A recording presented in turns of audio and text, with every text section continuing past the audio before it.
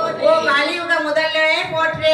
கலியுக முதல்வனே ஓ போற்றி. மகா கணாதிபதியே போற்றி போற்றி.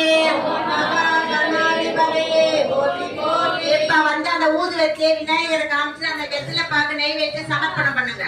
வெத்திலை பாக்கு நெய் வச்சு விநாயகருக்கு சமர்ப்பணம் பண்ணுங்க.